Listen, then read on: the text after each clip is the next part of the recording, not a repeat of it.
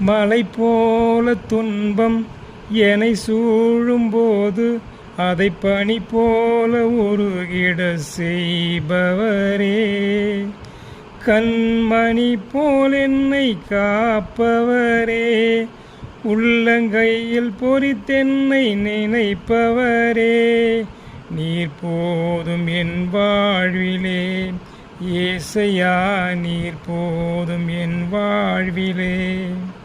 தாய் போல தேற்றி தந்தை போல ஆற்றி தோள் மீது சுமந்திடும் என் ஏசையா, உம்மை போல புரிந்து கொள்ள யாரும் இல்லையே, உம்மை போல அரவணைக்க யாரும் இல்லையே, நீர் போதும் என் வாழ்விலே, ஏசையா நீர் போதும் என் வாழ்விலே.